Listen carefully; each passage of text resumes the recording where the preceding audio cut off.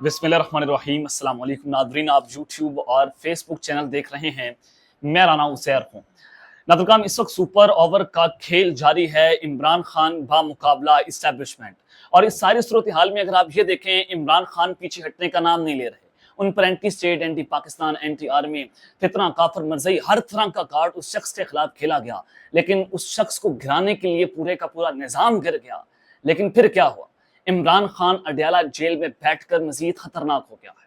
तो सारी सूरत हाल में जनाब मैं कुछ बड़ी खबरें लेकर आपकी खदमत में हाजिर हुआ हूँ। सबसे पहली खबर पर आज हमने बात करनी है कि इमरान खान की जान को खतरा या कत्ल। ये एक बहुत बड़ा प्लान, और इमरान खान की जानिब से जो आज एक बहुत बड़ा ऐलान कर दिया गया है, दिस इज वेरी इंपॉर्टेंट। और अब तक की सबसे बड़ी डेवलपमेंट है कि अडयाला जेल में इस वक्त खौफनाक तरीन सूरत हाल पैदा कर दी गई है। ये मामला और माजरा क्या है, इस हवाले से तमाम तर डिटेल्स आपके सामने आज के इस वीलॉग में रखूंगा। और फिर दूसरी खबर पर हमने बात करनी है कि आज ही के दिन, जुमे का दिन है, एक जानिब तो खान साहब का ऐलान, और फिर दूसरी जानिब एक इंतहाई अहम और ताकतवर तरीन शख्सियत की अडयाला जेल में एंट्री हो जाना। और फिर GHQ से जो ये हंगामी मुलाकात और हंगामी पैगाम गया है खान साहब का, कि पैगाम क्या है, कौन सी इस वक्त अहम तरीन और खुफिया तौर पर जो है मामला तय किए जा रहे हैं, तमाम डिटेल्स आपके सामने आज के इस ब्लॉग पे रखूंगा। लेकिन अगर आपने चैनल को सब्सक्राइब नहीं किया, चैनल को सब्सक्राइब कर लें, बेल आइकन को दबा दें। आने वाली तमाम तरह अपडेट्स आपकी खिदमत में बर वक्त पेश होती रहें। नादरकाम, इमरान खान और इस्टेब्लिशमेंट की लड़ाई में जो सबसे खतरनाक तरीन मोड़ इस वक्त सामने आया कि इमरान खान तो ये लड़ाई लड़ रहे हैं और अवाम भी उसके पीछे खड़ी हुई है। इमरान खान के पीछे एक बहुत बड़ा जम्मे गफीर है, जिसके बाद आपने देखा कि इमरान खान को पता था कि अगर मैं इस कौम से इश्क कर बैठा हूं तो ये कौम भी मेरे से इश्क करते हैं। और फिर 8 फरवरी के दिन जो पाकिस्तान की तारीख में एक खामोश इंकलाब बरपा हुआ, जिसके बाद जो है वो सूरत हाल यकसर तब्दील हो गई। और 8 फरवरी वो वाहिद दिन था जिस दिन पाकिस्तान की इस्टेब्लिशमेंट अपने कमजोर तरीन ग्राउंड पर पहुंच गई थी। और फिर अगर आप ये पिछले कुछ दिनों की डेवलपमेंट्स को देखें कि किस तरह से आलमी अदालतों की जानिब से इमरान खान की रिहाई की बात की गई, यूनाइटेड नेशंस के चीफ ने ये बात की कि इमरान खान की गिरफ्तारी जैसे हुई है, आपने रूल ऑफ लॉ की धज्जियां उड़ाकर रख दी है, हमारे मुल्क में कोई आइन और कानून नहीं है। और फिर जो यूएन का, यूनाइटेड नेशंस का, अक़वाम मुत्तहिदा का वर्किंग ग्रुप था, उसने कहा कि इमरान खान की गिरफ्तारी जो है वो गैर कानूनी थी। उसने पाकिस्तानी इस्टेब्लिशमेंट के पूरे बयानियों को थप्पड़ तोड़ करके रख दिया। फिर वॉइस ऑफ अमेरिका क्या कहता है कि इमरान खान जो है उसकी रिहाई, ये सिस्टम मुकम्मल नहीं हो सकता उसकी रिहाई का। अंदाजा लगाएं इमरान खान के खौफ का कि जब वो वापस आएगा फिर वापस नहीं आएगा, वो छा जाएगा। अभी आप ऐलान करते हैं जमान पार्क के खान साहब जो हैं वो अडयाला जेल से सिर्फ 15 मिनट के लिए बाहर निकल रहे हैं। अब यकीन कीजिएगा कि जो जहां पर लोग खड़े होंगे वहां पर खड़े हो जाएंगे, सबका रुख अडयाला जेल की तरफ होगा और फिर करोड़ों की तादाद में आवाम बाहर निकलेगी। इस कदर वो अपनी मकबूलियत के मिराज पर है। आपने पूरी कोशिश की कि उसके ऊपर करप्शन के चार्जेस लगा दें। करप्शन के चार्जेस लगाना जो है वो आपने 190 मिलियन पाउंड के फिर तोशाखाना बनाने की कोशिशें की। अल्लाह अल्लाह का सच का खुदा है, इमरान खान साहब अब सिर्फ एक मुकदमे में जेल के अंदर हैं कि उन्होंने बुशरा बीबी से निकाह क्यों किया। यानी कि ये पाकिस्तान के अंदर बदबूदार गलीज तरीन किरदार खबर मनिका को उन्होंने अदालतों के अंदर जो है वो उनको जनाब लॉन्च करने की कोशिशें की। तो फिर वतुज़्ज़ुमंतशा वतुज़िल्लुमंतशा, इज्जत और ज़िल्लत अल्लाह के हाथ में है। खबर मनिका जलील हो गया, ताकतवर जलील हो गए। एस्टैब्लिशमेंट, जुडिशरी, पॉलिटिकल गैंगस्टर्स, ये सारे के सारे इकट्ठे होकर एक हमाम के अंदर नंगा नहा रहे हैं और वो एस्टैब्लिशमेंट का गर्म हमामा है। तो जनाब इस सारी सूरत हाल में आज इमरान खान साहब ने जनाब कुछ बड़ी अहम तरीन बातें जो हैं वो की हैं। और खान साहब ने जो आज के दिन तबले जंग बजाया, दिस इज वेरी इंपॉर्टेंट। आज से पहले खान साहब जो है उस तरह की बातें नहीं कर रहे थे। खान साहब ने जनाब आज जो अहम तरीन सहाफ़ियों से मुलाकात की, आज वो मैं आपके सामने हुबहू रिपोर्ट कर देता हूँ कि इमरान खान की जान को जो खतरा है इस वक्त, जहाँ उनको कत्ल करने का एक मनसूबा तैयार किया गया है। अडयाला जेल में इस खौफनाक तरीन जनाब सूरत हाल पैदा हो गई है। ये मामला क्या है, मैंने आपको जनाब परसों के अपने व्लॉग पे खबर रिपोर्ट की कि 111 ब्रिगेड जो है और 10 कानून नाफिज करने वाले इदारे वो अडयाला जेल जाएंगे और वहां पर जाकर जो है वो जनाब अपनी एक्सरसाइजेज करेंगे। अडयाला जेल में कुछ जंगी मुश्किल तो नहीं आप कर सकते। 111 ब्रिगेड कब एक्टिव होती है? उसके पास इस्लामाबाद की सिक्योरिटी होती है। और जब आपने किसी सिविलियन गवर्नमेंट का तख्ता उलटना हो तो 111 ब्रिगेड जो है एक्टिव होती है। और आपने देखा मुशर्रफ दौर में कि जब इमरजेंसी और मार्शल लॉ नाफिज कर दिया गया, 111 ब्रिगेड ने पार्लियामेंट का कंट्रोल संभाल लिया, पीटीवी न्यूज पर जनाब उन्होंने चढ़ाई कर दी, पूरा सिस्टम हाईजैक कर लिया। तो 111 ब्रिगेड उस वक्त इस्तेमाल होते हैं जब मुल्क में इमरजेंसी का निफाज हो और फिर मार्शल लॉ लगा दिया जाए। अब अडयाला जेल में कौन सा ऐसा आपने जो है वो वहाँ पर काम करना था, यहाँ पे वहाँ पे जनाब एजेंसीज के लोग एक्टिव है, आपकी जनाब पुलिस है, इतना बड़ा जेल है पाकिस्तान की, आप उसको उड़ाने का मनसूबा तैयार कर रहे थे कि वहाँ पर ट्रिपल ब्रिगेड को जाना पड़ा और इमरान खान जो है उनको उनकी जान जो है ज़ाहिर है खतरे में है, वो पॉपुलर लीडर हैं पाकिस्तान के। तो जनाब आज इमरान खान साहब जो है उन्होंने इस हवाले से बड़ा खौफनाक तरीन जो है वो दावा कर दिया है। इमरान खान जो हैं आज उन्होंने जनाब साथियों से अहम तरीन गुफ्तगू की है। उन्होंने कहा कि मैं ला इलाहा इल्लल्लाह को मानता हूँ, there is no god but one, एक खुदा, जो उन्होंने यूनाइटेड नेशंस में तकरीर की थी कि अगर आप चाहेंगे कि आप हम पर जंग मुसल्लत करेंगे तो हम कलमा पढ़ेंगे और हम भी आपके ऊपर हमला करेंगे। इमरान खान साहब के उस अल्फाज ने जो है वो सबको हिला कर रख दिया था। अब जनाब इमरान खान साहब ने कहा है कि मैं गुलामी कभी भी कबूल नहीं करूंगा, जेल में मरना कबूल कर लूंगा, इनकी गुलामी नहीं करूंगा। उसने जनाब इनकी गुलामी करने से इनकार कर दिया। बड़ी ऑप्शन उसके सामने रखे गए, उसको कहा गया कि आप मुल्क छोड़कर चले जाएं, 3 साल के लिए सियासत से दूर हो जाएं, ये कर लें वो कर लें। इमरान खान साहब का एक ही उसने कहा कि जनाब जब मैं बाहर निकलूंगा अपनी मर्जी की सियासत करूंगा, अपनी मर्जी की बात करूंगा, मैं कंट्रोल नहीं होऊंगा। तो उसने इस पूरे सिस्टम को जनाब हिलाकर रख दिया। तो इस सारी सूरत हाल में इमरान खान साहब जो हैं वो कह रहे हैं कि मैं जेल में मरने के लिए तैयार हूँ, जब तक जिंदा हूँ मैं ये जंग लड़ूंगा, ला इलाहा इल्लल्लाह कहने वाला हूं। खान साहब ने कहा कि सुप्रीटेंडेंट अडयाला जेल उनकी नौकरी कर रहे हैं। अब वो उन कौन है, आप बेहतर तौर पर जानते हैं, जो पाकिस्तान की करता धरते हैं, स्या और सफेद के मालिक हैं। उन्होंने कहा कि जब कहते हैं कि ये मेरी मीटिंग कैंसिल कर देते हैं, खान साहब ने एक इस्लामाबाद हाईकोर्ट में केस भी कर रखा है आईएसआई के मेजर और एक कर्नल के ऊपर। उसमें खान साहब कहते हैं कि इन्होंने अडयाला जेल को हाईजैक, ये वहाँ पे सारी सूरत हाल जो उनको मैनेज करते हैं, कोई मुलाकातें होती हैं तो उनकी मुदाखलत के बगैर मुलाकात नहीं हो सकती। तो उन्होंने कहा कि ये पागल हैं, ये समझते हैं कि मेरी पार्टी कमजोर होगी, इन्हें पता ही नहीं कि जिस पार्टी का वोट बैंक है वो कमजोर नहीं हो सकता।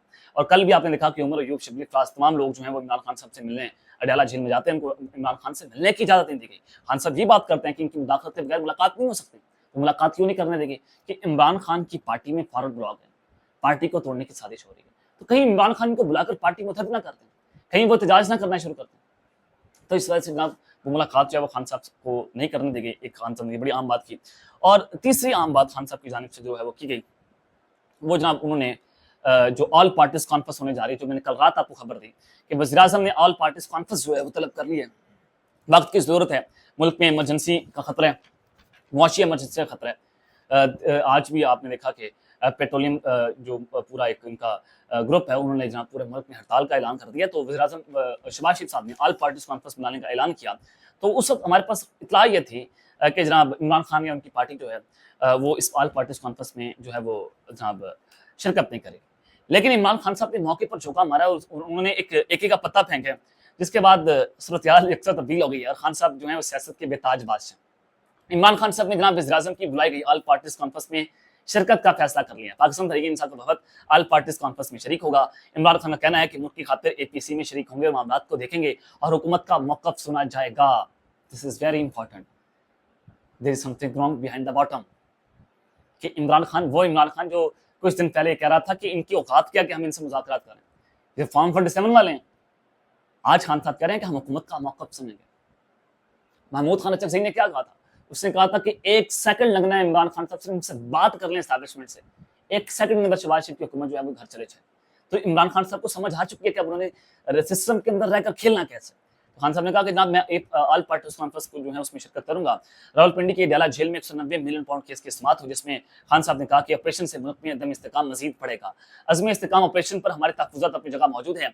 अफगानिस्तान के साथ हमारे 28,000 किलोमीटर का बॉर्डर है, मुल्क के माशी हालात पहले ही खराब हैं। ऐसी सूरत हाल में ऑपरेशन अज़्म इस्तेकाम से मजीद बगाड़ पैदा होगा। अगर आप खान साहब के 3-4 हफ्तों की पहले की सिचुएशन को देखें, इमरान खान साहब जो है वो खुलकर एस्टैब्लिशमेंट के ऊपर तनकीद कर रहे थे, आर्मी चीफ का नाम ले रहे थे, वो जनाब एजेंसीज के ऊपर तनकीद कर रहे थे। अब वो इमरान खान साहब कह रहे हैं कि मुल्क के खातिर आगे बढ़ने को तैयार है।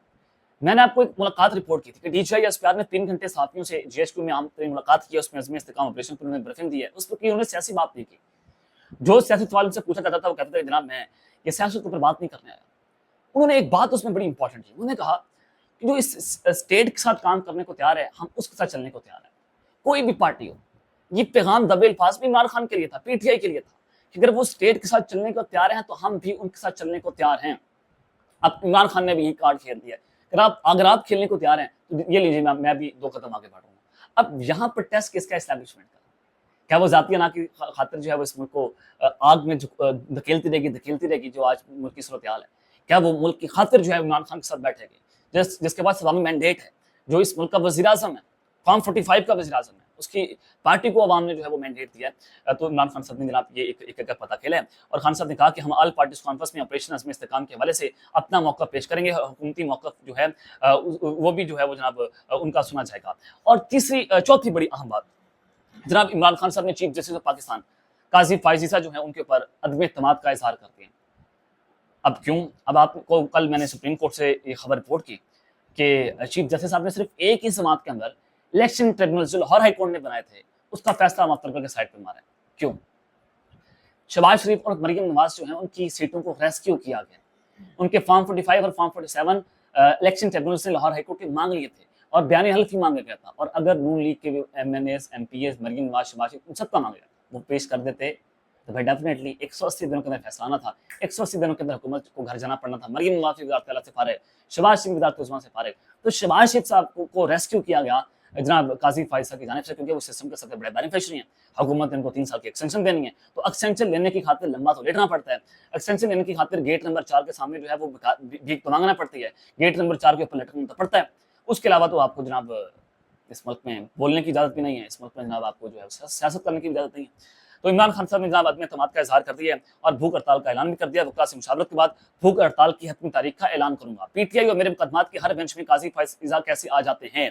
मेरे वकील ने काज़ी फ़ायज़ साहब की हर बेंच में मौजूदगी पर एतराज़ किया है।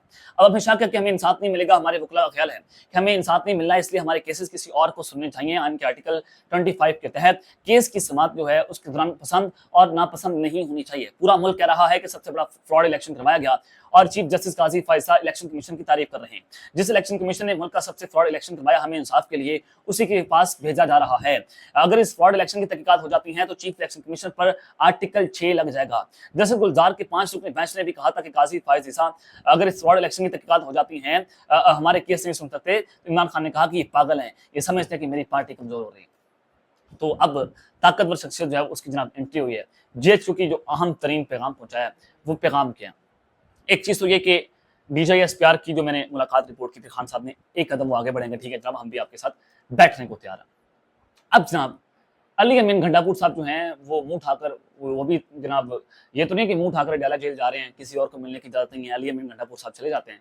खैर वो भी वज़ीर आला केपी के तो हैं, उनको भी रोका जा सकता है। आपको पता है कि इस मुल्क में जो कुछ हो रहा है वज़ीर आला केपी को रोकना कोई बड़ी बात नहीं है।